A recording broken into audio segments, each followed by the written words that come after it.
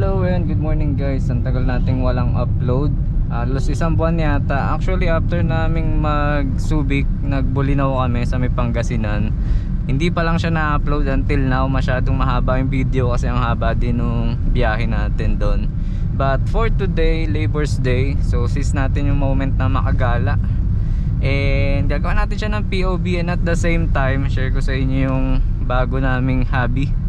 I'm not sure kung familiar kayo sa sa Hot Wheels. So yun yung pinagkakalibangan ko ngayon, na nasasama ko na din yung family ko minsan. Kaya for today's video, pupunta tayo ng Malolos, sa Vista Mall at saka sa Robinson Malolos. Medyo mahirap kasing maghanap ng ng Hot Wheels na gusto mo. So susubukan namin doon. So far, kapag gusto nyo palang mag Hot Wheels, may mga tindahan naman kayong mabibilan. Siguro yung most common is 7-Eleven. Though medyo limited yung mga stock nila. And then available din siya sa Mr. DIY, sa Toy Kingdom, sa Robinson Supermarket, and Toys R Us. So yun yung mga common na nabibilan namin ng Hot Wheels. And then Pandayan pala, so far yun yung pinaka the best sa akin na bilihan ng Hot Wheels kasi kadalasan madami silang stock, saka pagka may mga nakatabi silang mga boxes, nilalabas talaga nila para makapili kayo. So yun yung main focus natin ngayon. Aside from POV, mga hunting tayo ng Hot Wheels. Siguro sa childhood nyo, naranasan nyo din mag-hunting ng something, no? Parang bumabalik tayo sa panahon na yun nung naumpisahan naming mag Hot Wheels, ayun, parang bumalik tayo dun sa time na gusto nating mag-hunt ng laruan. Before kasi wala tayong capability to do that. Ngayon may konti tayong panggastos, kaya pwede natin siyang gawing hobby. And something na na-enjoy ko, and at the same time na-enjoy din siya ng anak ko. So far ito yung collection, yung mga nakuha kong Hot Wheels. I think nasa 1 month pa lang na nag-Hot Wheels kami. Noong una sabi ko at least bibili kami 2 every month or 4. Kaso medyo na-excite. So ayan, dumami siya ng ganyan. Tapos ito yung sa anak ko. Sa anak ko syempre puro loose dahil gusto nyo laruan. Yung sa akin puro carded pa. Masaya na akong nakikita lang siya na naka-display dun sa may office namin. Kanya-kanya namang hobby yan. So ngayon ito yung i-enjoy namin. Siguro for sure kayo may kanya-kanya din kayong hobby na in-enjoy nyo. Pwede nyo i-share dyan sa comment section. Lalo na sa mga katulad nating mga daddy na, mga mommy na Pero ito something na na-enjoy ko, na napoporsin ko na to before nung bata ako, na mag-collect ng ganito. Ngayon may anak na ako, parang mas may dahilan na ako para mag-collect. And since holiday ngayon, Labor's Day, na-expect natin na magaan yung daloy ng traffic. So magmamacarthur tayo, hindi na ako mag-expressway para maiba naman. And by the way, last week pala galing lang kami ng La Union. Hindi ko na siya na-vlog guys kasi gabi kami bumiyahe, pero sobrang suabe, sobrang sarap. And at the same time, before kami nag-La Union, 2 days before that, nag-PMS na si Wigo natin. So ang inabot ng PMS namin is almost 10,000, parang nasa 9,700 siya. Change oil talaga siya, fully synthetic. And then pinalitan na yung spark plug. Yun, syempre kinondisyon yung mga gulong natin at kung ano-ano pa. So inabot siya ng 9,500. And yung odo natin from 4th PMS to 5th PMS, nasa 5K siya, parang almost sakto. Naka 5,000 kilometers tayo. Then tinanong ko si service advisor about kailan ba yung next PMS. So sabi niya pag 5,000 kilometer ulit, or at least 5 to 6 months sabi niya So siguro magbe-base na lang ako sa sa kilometers. So once na maka 5,000 kilometers ulit tayo, edi pa PMS na natin siya. Pero after the 5th PMS, ewan ko kung feeling ko lang, pero sobrang swabe ng takbo ulit ni Wiggy. And sarap pala bumiyahe kapag kagabi, kapag NLEX, SCTEX, TPLEX kayo, biyaheng pala Union. Yung biyahe pala namin sa Bulinaw, masaya din, ang ganda din ng kalsada, swabing swabe din. Medyo mahaba lang talaga yung biyahe dahil more on talaga kayo, national road or service road ba yung tawag doon. Kasi saglit lang yung yung expressway nyo. Kailangan nyo talagang mag service road. And yung dagat lang doon, yung napuntahan namin, medyo hindi siya beginner. Pagka kung hindi ka sobrang galing lumangoy baka hindi mo siya ma-enjoy. Kaya yun, hindi kami masyadong na-enjoy yung dagat doon. Tas yung pool nung resort na napunta namin medyo limited, so jump pack siya kapag madaming tao. Ang pinaka the best talaga yung sa Zambales, yung Haya Resort kung may budget. Yun yung isa sa mga marirecommend ko na pwede nyo puntahan, especially ngayong summer. 10:09 AM nandito tayo sa Marilao Crossing and pasok tayo ng MacArthur Highway. So tagal kong hindi nakapag-vlog guys, parang ang dami kong gustong i-share sa inyo. Siguro patalastas muna tayo sa Hot Wheels hunting. Something na gusto kong i-share sa inyo yung nabasa ko sa book ni Dale Carnegie na How to Stop Worrying and Start Living. Isa lang to sa mga chapter na may impact sa akin, kaya pag kami nababasa akong something na inspiring, gusto ko din siyang sinishare. So yung title ng chapter na to is The Formula for Solving Your Worry Problem. Disclaimer lang, yung title niya is solving, na totally eliminating. Maybe yung technique na to pwedeng makatulong at least 50 to 60-70% ng worry nyo. Pero at least 'di ba may magagamit kayong technique kapag nasa point kayo ng buhay nyo na may mga worry kayo. Ano bang Tagalog ng worry, baby? May mga inaalala kayo. Yan kasi lalo na sa edad natin, yung mga 30s na, pagka may mga responsibilidad na kayo, malalaking responsibilidad, madaming times na lagi kayo nag-aalala, nag-worry, probably related to work, related to health, related to your family. So maybe this technique nyo pwedeng makatulong or pwede nyo gamitin sa inyo. Problema kasi kung di nyo natatanong yung sarili nyo, ang dami kasing epekto kapag nag-worry tayo, nag-aalala tayo. First na ginagawa niya, sinisira niya yung ability natin to concentrate, and kapag nag-worry tayo, I'm not sure kung napapansin nyo na yung mind natin, it jump from here to there, everywhere. Tapos ang daming vague imagination na pumapasok sa utak natin, diba? Ang tendency niya, di tayo makapag-focus kung ano yung tamang route, tamang solution sa mga problema natin. Wala tayong parang certain step na sinusunod or pwedeng sundan. Like pwedeng may maisip kang step, tapos bibiglang paano kung ganun, paano kung ganyan, diba? Kaya gumugulo siya. I think yun yung isa sa mga problema natin kapag nag-worry tayo. And kapag hindi natin siya ma-manage, doon na siya mas lalong nakaka-apekto sa atin. Pwedeng di ka makatulog, di ka makapag-concentrate na maayos sa ibang bagay. Yun yung epekto niya. So ayon dito sa book na to, hango daw to sa experience ni Willis Carrier yata siya, yung nanguna.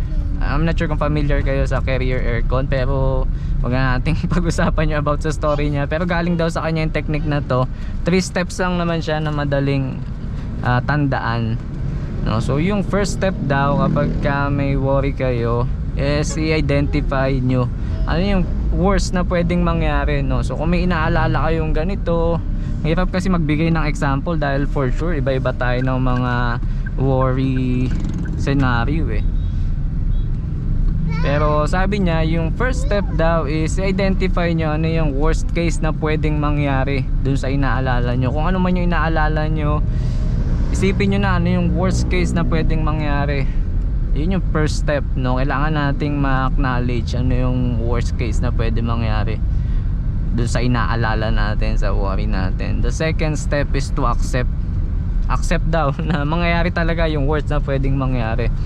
I think doon pa lang sa second step, if magawa nyo siya ng tama, mai-ease yung utak nyo, medyo magiging komportable kayo, mawawala yung anxiety nyo once you accept na possible talaga siyang mangyari, And hindi lang yung possible mangyari, the worst case na pwede mangyari, ina-accept nyo na. That's the second step, Once we do that, makakaluwag-luwag na siguro tayo ng iniisip.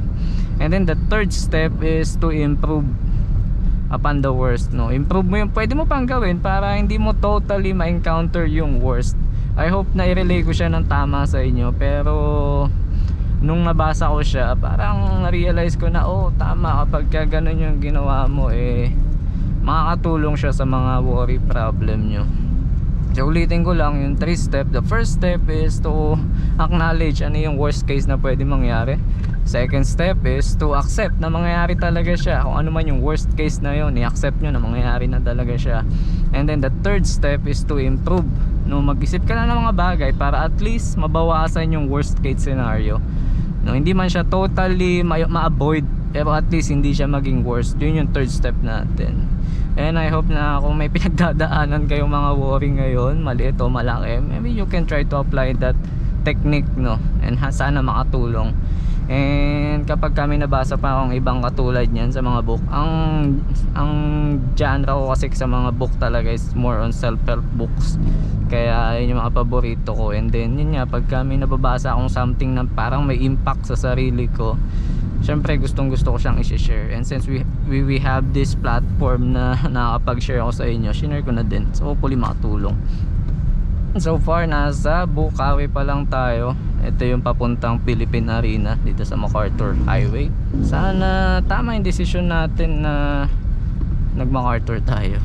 Malapit lang naman kasi, that's only 20 kilometer. So di ko naman na-expect na malaki yung difference niya kung mag-NLEX kami.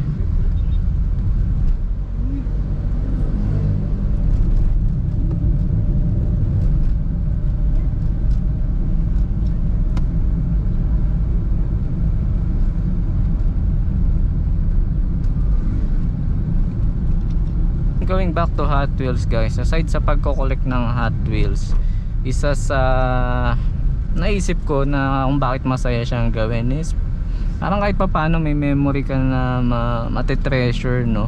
Minamanifest ko nga in the future na dalawa na kami nitong anak ko na naghahanap ng Hot Wheels. Sana talagang maging hilig niya din hanggang paglaki niya yung gagawin namin para makapag-treasure kami ng memories na paglaki niya, diba? Maalala niya with those toys na ito kinulik namin ni Daddy that time, that day. Ito yung experience namin while collecting those toys. Diba ang saya nun kapag naisip mo na in the future ganun yung mga maaalala niya sa'yo. Those are the happy memories na magkasama kayo.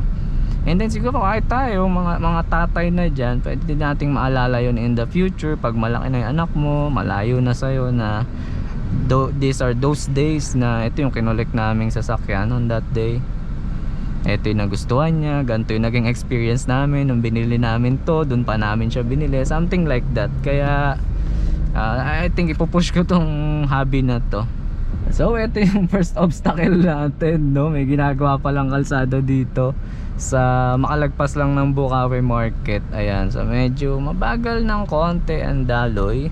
Maiksi lang naman palang ginagawang daan doon. Pero dahil holiday din siguro ngayon, kaya medyo mabilis. Siguro pagka normal days ang traffic doon sa part na yun, kasi halos isang lane lang yung available. And then sa mga nagre-request ng content about sa parking, no, pwede naman tayong gumawa ng ganyang content. Though hindi tayo super galing mag-parking, may mga times pa din na mali yung tansya natin. Pero sige, gagawa tayo ng content about paano ako mag-parking, no. Ang pinaka-paborito kong parking palagi is patalikod, no? Madalang ako mag nose in and parallel parking. Nung last time nag-parallel parking ako, tagal kong naayos kaya as much as possible hindi ko ginagawa yun.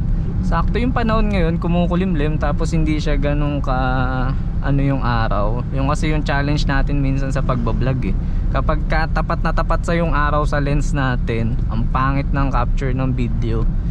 Yun din yung challenge namin nung nagpangasinan kami, halos salubong kami dun sa araw, kaya ang dami dun sa video parang di ko siya mailagay dahil ang pangit ng capture. Pero susubukan natin siyang i-upload para at least magkaroon kayo ng idea dun sa kalsada na dadaanan nyo kapag papunta kayo ng Bolinao, Pangasinan.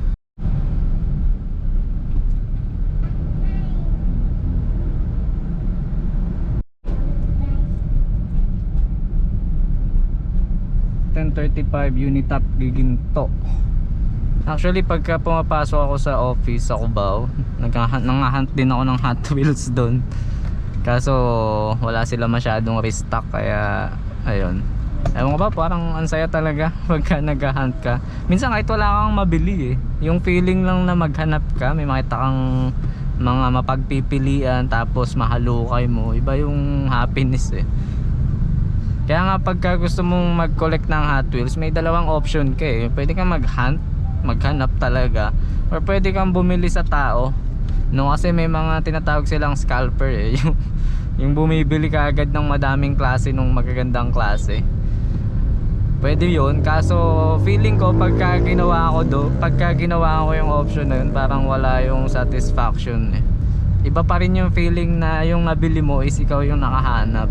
I think yun yung mas masaya talaga. Minsan mahirap lang mag-hunt kapag nakasasakyan ka, kasi may mga tindahan na limited yung parking spaces nila, like 7-Eleven. By the way, nung nag-La Union kami, nung pauwi na pabulakan, nag-hunt din kami sa mga 7-Eleven. Dami kasing 7-Eleven sa La Union Ang maganda doon, ang dami nilang stock. I mean, compare sa mga 7-Eleven natin dito sa sa Marilao, Bulacan. Dami nilang stock, kaso mga mukhang napagpilian na din, more on fantasy car yung meron sila. Dito siguro masarap mag-hunt kapag nakamotor ka. Kaso ang init, iba yung init ngayon, guys. Tapos medyo palyado din yung motor ko, kaya hindi ko siya magawa ng nakamotor. Siguro nakabike na lang next time. Taas na din ang kalsada dito sa Walter Mart. Nung muli akong dumadaan dito, ginagawa tong kalsada na to, tinaasan nila kita mo naman yung tinaas niya pagka sumilip ka dyan sa Walter Mart. Naaalala ko, malapit dito yung LTO ng Giginto. Dyan na yata yun, sa somewhere dito sa left side. Pwede kayong mag-try dyan pag kukuha kayo lisensya, pero agahan nyo dahil mahaba pila dyan.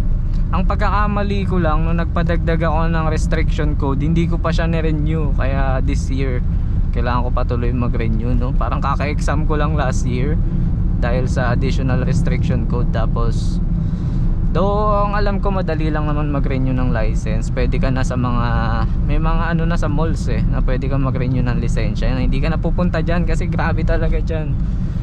Wag dyan, kung mag-renew ka ng lisensya, sa mga mall na lang. Ayan, nandito na tayo sa ano bang tawag dito, pero dyan tayo iikot papunta ng Malolos. Ang bilis lang naman.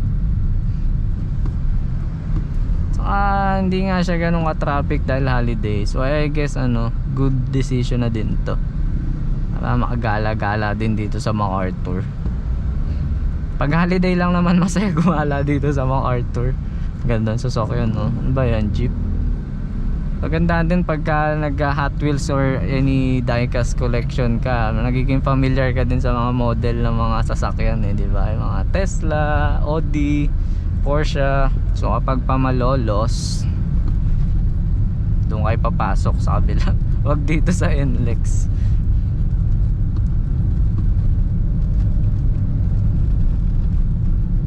Hindi ko alam kung anong NLEX to kung pa north ba yan o pa south.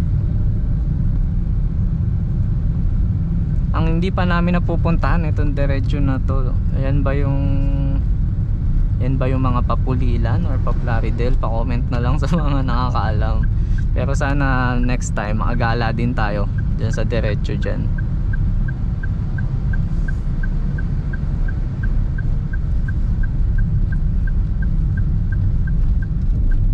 Uy, ang ganda na bago na pala yung nila dito. Lalawigan ng Bulacan, yung Arco. So dito sa part na to, alala ko madami-daming stoplight dito. And then dapat nakapwesto ka dun sa, dito yata lagi ang tamang lane natin dahil madaming left turn dito. And 8 minutes na lang nandun na tayo sa Robinson muna tayo, and then after Robinson magbi-Vista Mall tayo. Sa All Toys yata yung pangalan ng store ng mga toys doon. So tignan natin later. Diba? Swabing-swabe yung biyahe natin. Tapos makulimlim pa, saktong-sakto.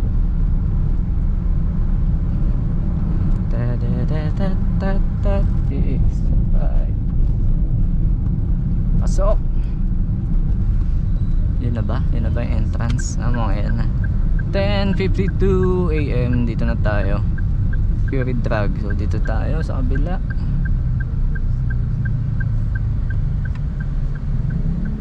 Saan ang parking?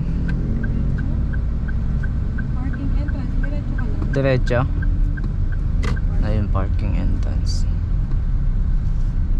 Wow. Pwede naman ata sa kanan. Meron ba? Pero baka pwede. Ito na tayo. Parking entrance. Parking Ito, meron pala dito kaso mainit. Akit tayo? Ay, akit na nga tayo. Yan, Robinson. Ito sana kung meron dito. Sayang kanina meron eh. Oh, okay tayo. Parking na tayo. Parking. Second level parking. Taas tayo para malamig kaagad pagbaba natin, no?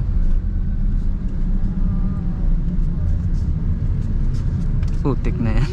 Grabe. Ay, paikot talaga siya. Oh. Ay. Hindi ka prepared. Tayo prepared. Matindi ang pag-ikot. Ang dilim, nakasalamin pala ako. Okay, so saan tayo ngayon? Dito daw ang daan. Dito ang Harrow.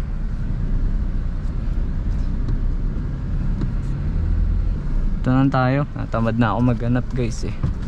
So dito naman, ito yung sinatawag kong slide parking. So pag tinapatan nyo yung parking nyo, slide lang kayo, adjust lang kayo ng konti. Tapos ayan, hirap ipaliwanag kung paano yung ginagawa kong parking. Next time baka mas ready ako. Pero mas madali talaga pag patalikod yan. Pagka nasukat nyo na sakto na kayo dun sa ano, diba? Kasi ito kagandahan nito, meron tayong ano eh, rear cam eh. Kaya ayan, na-estimate natin ng maganda yung likod natin. Alright, so gala muna tayo, hunt muna tayo ng Hot Wheels, and then after this punta tayo ng Vista Mall. So ito na yung Hot Wheels nila dito, pero parang meron pa dun sa side na yun eh. Mukhang napagpilian na, puro fantasy cars siya.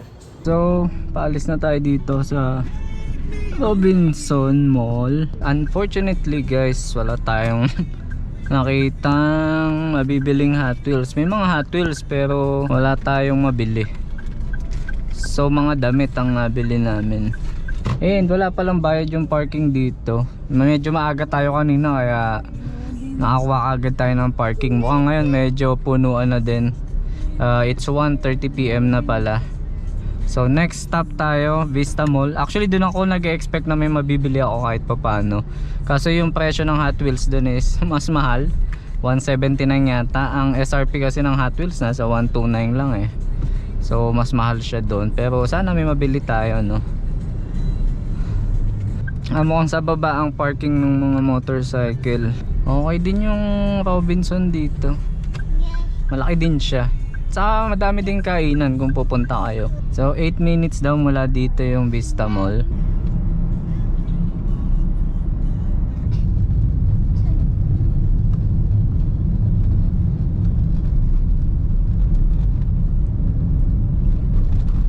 Ang tawag doon yung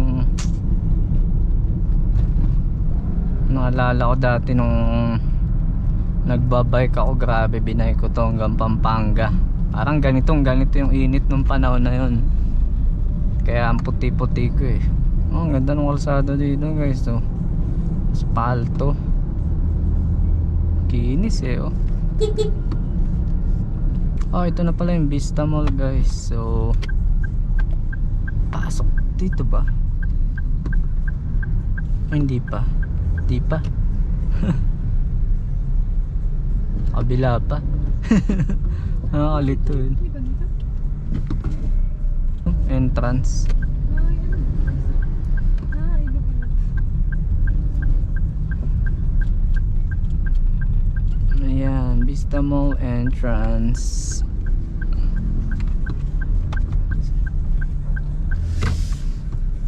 Entrance dito, no?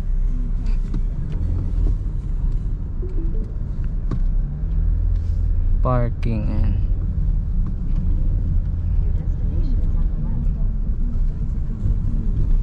Sa mga ganito lang yung parking niya. Ano pa parking? Ikot. Or dito. Dito ang parking. Mukhang wala na dun sa kabilang side. Ayun, may lalabas. Okay lang, lakadin na lang natin. Sasama ko ba? Sasama ko. Ay, ako na lang pala. Sige, ako na lang. Dito na ako magpa-parking. Nakadin ko na lang. Saglit lang yung biyahe, nakatulog pa yung baby namin. So, ako na lang muna ang gagala dito. Okay lang, baby? Ito, may bago sila. Ito, parang bago to sa paningin ko. 5 alarm, Hot Wheels Metro. Pati itong mga Hot Wheels buns na to. Oh, at saka may isa pa siyang kulay dito. Ito. Ayan. Parang ang sarap din collect eh, no? Mga buns. So far, dito lang nakakita ng medyo kakaibang mga design. So, tingin pa tayo. K-swap. Ito. Ano ba ito? Diba? Fast transit. Ang cute eh, no? Ang cute din ito eh. Ang laki ng gulong sa likod. So far, ito lang ang nakita natin. Thor, tapos dalawang Chevy. Ang ganda ng design na itong isa.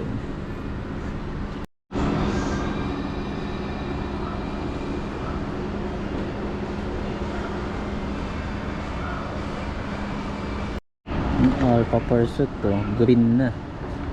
Previous version is red eh. Ayun ang cute ng flame niya. So hindi tayo nagko-collect ng ganyan. Matchbox. Alright guys, so pauwi na tayo. Nakabili naman tayo ng Hot Wheels kahit papano, 3 piraso siya. And pwede na. I think mahirap talaga maghanap ng treasure hunt, pero maganda naman yung nakuha natin. So uwi na tayo. Time check pala is 3:17 PM. Okay din dito sa Vista Mall, nakakapagod din siya. Ano na pagka first time mo. And ito yung parking niya, wala naman bayad din. So pwede ka din ngayon gumala dito. Konti lang yung tao, hindi ko alam kung dahil holiday, pero dapat 'di ba pagka holiday doon madaming tao sa mall. Pero dito konti ng tao. Kung medyo gusto niyo ng tahimik na pag-mall, eh pwede dito. Kaya lang ano siya, di siya yung katulad ng SM na parang walang ganun no baby, yung may department store, bilya ng mga damit. Ay, meron pero ano, limited. Merong kainan at saka mga activities na pwede kayong gawin. Tapos yung laruan din ng bata, hindi siya Kitsune eh, pero Kinder City. Kinder City. Medyo pricey lang siya compare sa Kitsuna, pero mukhang maganda kasi. Kaiba siya. So uwi na din tayo. Hindi na tayo masyadong magpapahapon pa guys, dahil alam niyo naman baka maging traffic pa. And siguro isa pa sa napansin ko dun sa old toy dun, may mga kakaiba akong design. Hindi ko alam kung old design yun o bagong design na, pero may mga design dun na hindi mo usually makikita sa mga Toy Kingdom and ng Toy R Us. I think hanggang dito na lang muna yung vlog natin. Thank you kung sinamahan nyo kami dito sa kakaibang adventure na to. Sa samot-sari na yung kung ano nung pinagsasabi ko dito sa vlog na to. May Hot Wheels, may hunting, may mauling, tapos may mga motivational keme pa tayo. Pero hopefully you enjoyed this video. At kung nagustuhan mo, like mo na lang yung video and subscribe ka din sa channel namin. Thank you po for watching. Ingat tayo palagi. God bless. Again, happy holiday, Labor Day. Bye bye.